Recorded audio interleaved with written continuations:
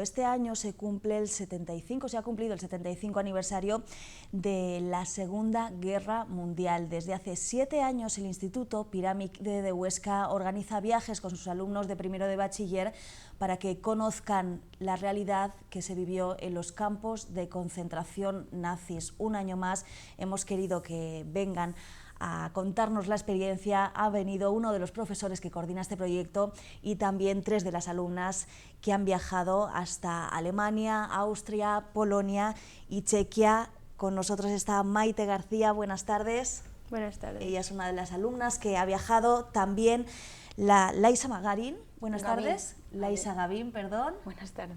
También tenemos a Jara Sanz. Buenas tardes. Y a Jesús Inglada, que es el profesor, uno de los profesores que coordina este proyecto desde hace 7 años, y el objetivo siempre nos contáis, porque si se viaja allí se entiende de otra forma lo que fue el Holocausto. Efectivamente, se trata sobre todo de conocer el Holocausto, pero en una dimensión científica, pero además un conocimiento significativo, constructivo del Holocausto.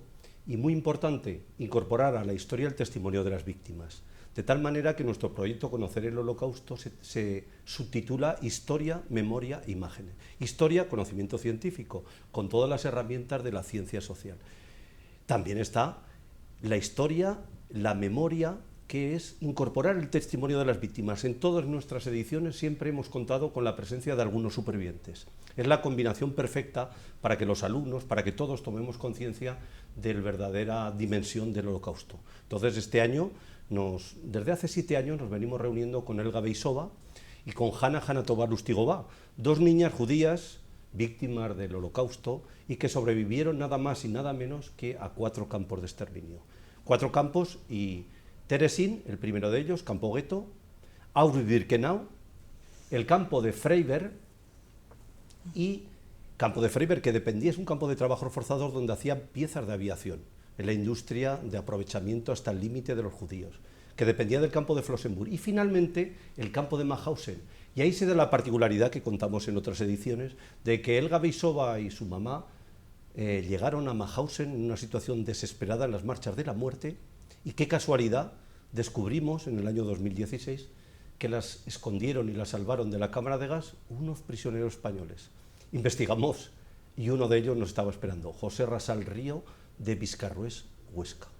Entonces, en la segunda edición del proyecto nos llevamos al familiar directo más cercano de ese Salvador, de José Rasal, que era su sobrina de 88 años, doña Pilar Martínez Rasal, y se produjo el encuentro de la niña judía salvada por un español.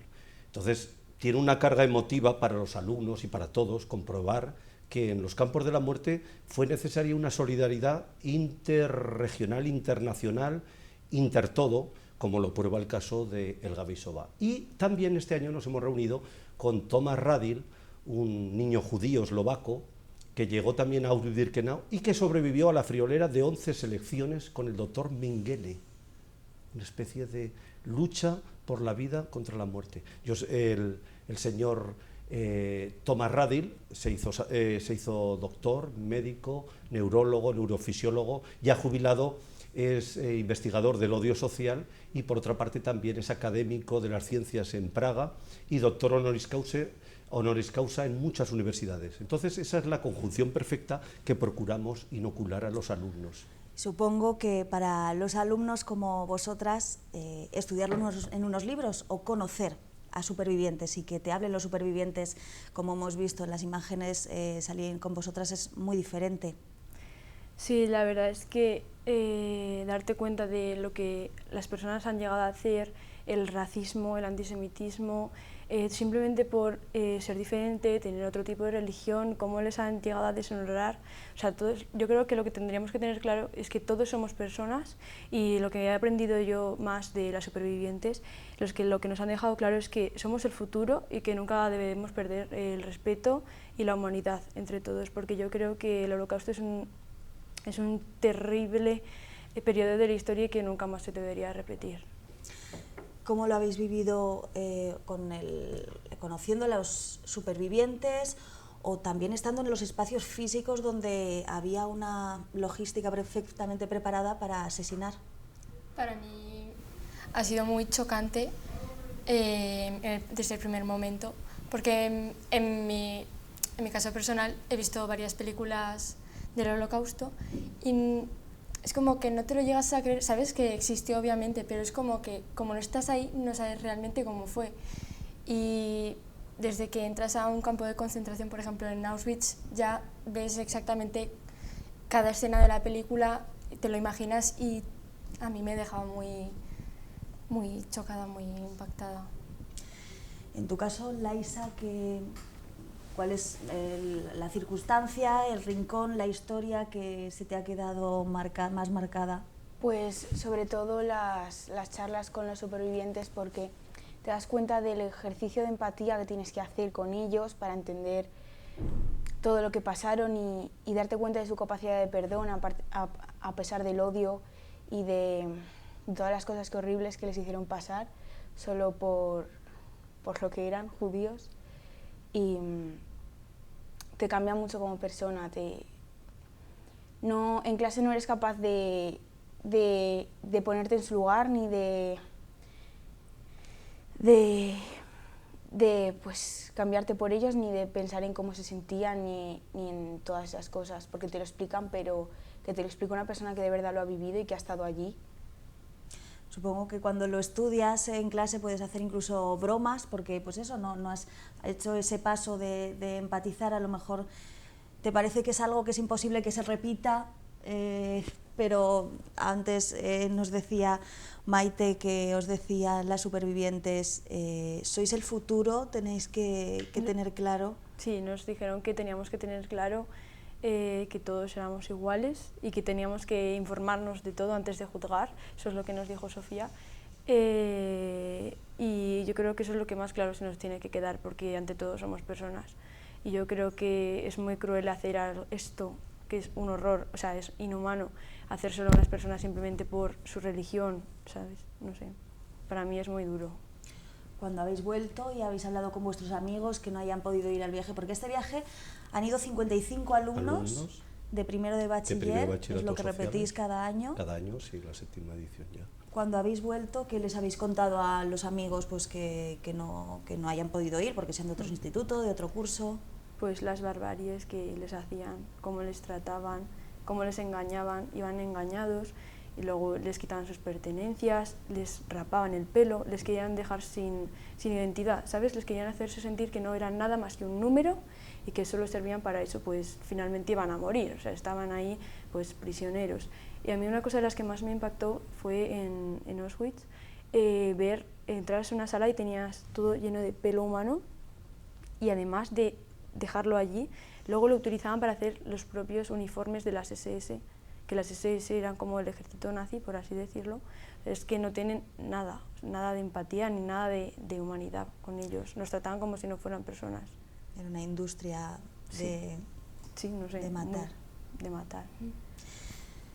Supongo que lleváis 7 años realizándolo porque veis que se enseña también con este viaje. Habéis viajado además por muchos campos de concentración. Este año hemos incorporado a los campos que habíamos visitado, hemos incorporado también el campo de Buchenwald, que se levantó muy cerca de la ciudad de Weimar, la ciudad famosa por la famosa Constitución de Weimar, el periodo entre guerras donde Alemania abrazó la democracia.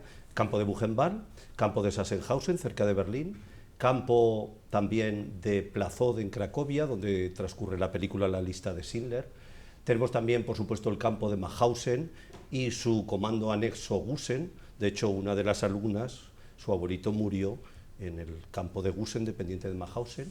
Y también hemos estado, pues por supuesto, en la gran industria de matar, allí que es, ahí la tenemos. Una de las alumnas que fue a este viaje con vosotros, sí. Allí es donde sabía que murió su bisabuelo. Sí, su bisabuelo, que era natural de Pertusa, y dejó su esposa y su hijo, el abuelo de la niña. Precisamente en ese campo dependiente llamado Molinillo de Huesos, dependiente de Mauthausen, el 80-90% de los españoles perecieron en Gusen, dependiente de Mauthausen. Entonces, pues hemos recorrido 4 países, un montón de ciudades y sobre todo hemos visto una imagen de los diferentes campos con su diferente tipología, y yo creo que los alumnos han encontrado ahí pues una información veraz, enriquecida con el testimonio de las víctimas. A los tres que he mencionado anteriormente habría que añadir Sofía Racikovska, una señora muy inteligente, sobre todo su mamá, que consciente del peligro que acechaba, intuyó que el gueto era la antesala de la muerte y lo que hizo es comprar una identidad falsa, no entrar en el gueto de Cracovia y se salvaron. Siempre víctimas de los chantajes de las personas que sabían su verdadera identidad. Pero el papá de esa señora con la que nos entrevistamos fue uno de los trabajadores Schindler. O sea, fue un caso singular de sobrevivir las tres personas, debido a la inteligencia de la mamá que intuyó que el gueto era la antesala de la muerte. Y en este viaje también quisisteis hacer un regalo a las supervivientes. Efectivamente. Y es una nana que vamos a escuchar ahora. Ahora nos explicas, bueno, Sí.